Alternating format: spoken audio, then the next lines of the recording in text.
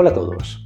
Uno de los temas por los que más me preguntáis es por todo lo relativo a suspensiones, tanto para mantenimiento de horquillas y amortiguadores como para regulaciones. ¿Qué es lo que vamos a ver? Nos vamos a ahorrar todo lo que tiene que ver con la parte del mantenimiento, montaje y desmontaje, pero una vez que lo tengamos destripado, vamos a entender perfectamente los dos mecanismos con los que funcionan nuestras suspensiones.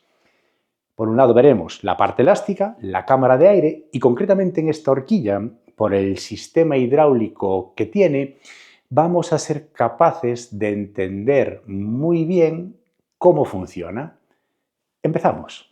Todas las horquillas que se pueden regular se componen o su funcionamiento se basa en la combinación de dos mecanismos. Por un lado, la parte elástica, como os decía, que puede ser en este caso una cámara de aire o un muelle, y la parte hidráulica que veremos a continuación.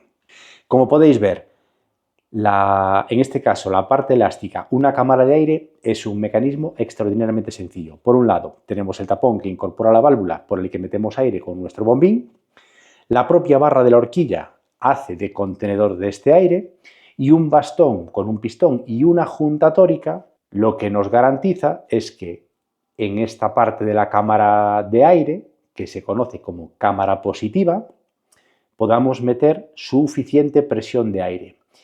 ¿De qué se encarga la cámara positiva? De que nuestra horquilla, cuando se comprime, recupere su posición original.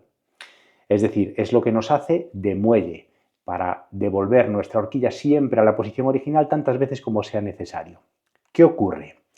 Para que el funcionamiento de la cámara de aire esté equilibrado, se necesita, valga la redundancia, un equilibrio entre una cámara de aire positiva y una cámara de aire negativa.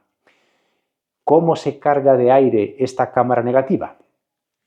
Si os fijáis, aquí tenemos otro sello con otra junta tórica, tanto interna como externa, y un pequeño espacio que a medida que aumentamos la presión en la cámara positiva, el pistón va bajando y cuando llega a un punto en el que internamente la barra tiene un rebaje para que el aire se pueda comunicar, parte del aire que estamos metiendo con nuestra bomba pasa a la cámara negativa, de forma que volvería ligeramente hacia arriba.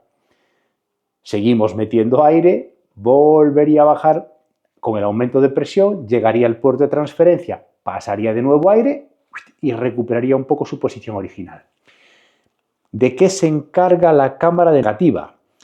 Pues básicamente nos ayuda a tener más sensibilidad, un tacto más parecido al de un muelle, aun siendo aire, y sobre todo nos garantiza que los recorridos negativos, cuando nuestra horquilla se estira, evitamos topes en extensión.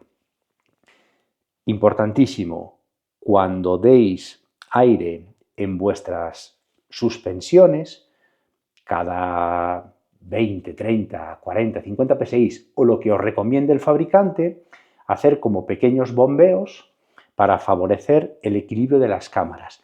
Si no lo hacemos de la manera correcta, nuestra cámara negativa sería muy reducida, tendríamos muchísimo volumen de aire en nuestra cámara positiva y tendríamos un tacto durísimo y muy rebotón con presiones de aire bajas y una cámara negativa tan achicada que nos restaría sensibilidad e incluso favorecería que nuestra horquilla al estirarse hiciese topes en extensión, que son bastante molestos en marcha.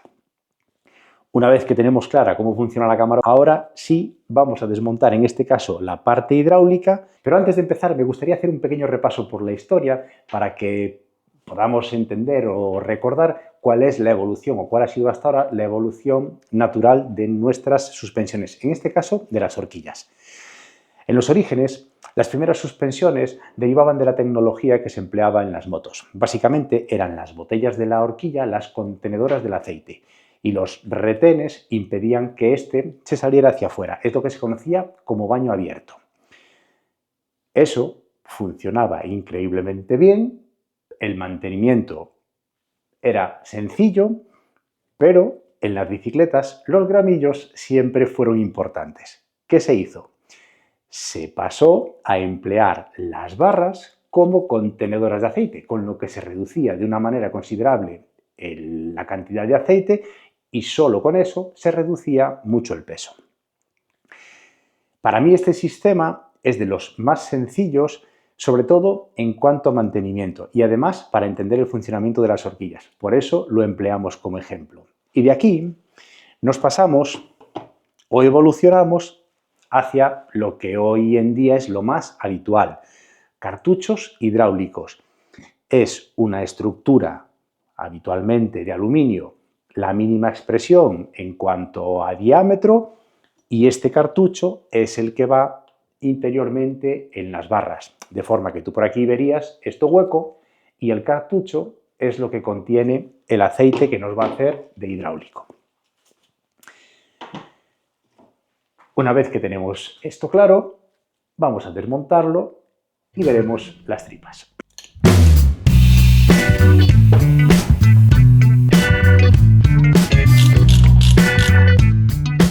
Aquí tenemos superpuestos los tres elementos que componen la parte hidráulica en esta horquilla. Y como os decía, es un mecanismo muy sencillo y súper fácil de entender. Por un lado tenemos la barra, que es el contenedor del aceite apoyado por este casquillo con juntas, una externa y una interna, que impiden que el aceite se salga hacia afuera. El bastón del rebote, que es el que contiene el pistón de regulación de rebote, que esto es lo que accionaremos desde el exterior con nuestros diales de regulación. Y por otra parte, en este caso, un mecanismo de bloqueo, porque esta horquilla no tiene regulación de compresión. De todas formas, este mecanismo de bloqueo nos va a servir para entender, en cierto modo, cómo funcionan los mecanismos que regulan la compresión o incluso el bloqueo. Si te fijas, esta pieza metálica tiene dos agujeros que están en línea con los de este casquillo de nylon, de forma que el aceite puede subir con facilidad, atraviesa por los agujerillos y nuestra horquilla, o sea, el aceite en el interior de la horquilla, fluye con libertad. Si empezamos a girar el mando del bloqueo hacia la derecha, veremos cómo se gira esa parte metálica, de forma que, si os fijáis en este orificio, se empieza a cerrar. Ahí digamos que ya tendríamos nuestra horquilla bloqueada al 50%. Pero si seguimos girando, vemos como ahora el de abajo empieza a prohibir el paso del aceite.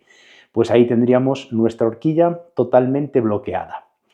Aprovecho para recordar que estos sistemas, que tienen un bloqueo bastante firme, si nos olvidamos de abrirla cuando empezamos a bajar, como el aceite no tiene por dónde pasar hacia arriba, generamos demasiada presión y es probable que lleguemos a perder aceite por el interior de esta junta. Hasta aquí el vídeo de hoy.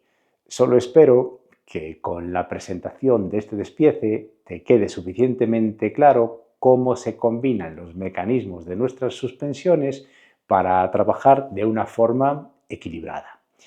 Si tienes alguna duda o consulta, me lo puedes dejar en los comentarios o enviar un correo a la dirección que te dejo en la descripción. Intentaré resolverla en el próximo vídeo, porque este será la base del siguiente, en el que hablaré de otra de las consultas que con más frecuencia me llega, y es cómo regulamos nuestras suspensiones. Pero eso será en el próximo vídeo. Hasta ahora, como siempre, muchísimas gracias por estar ahí y nos vemos en el próximo. Chao.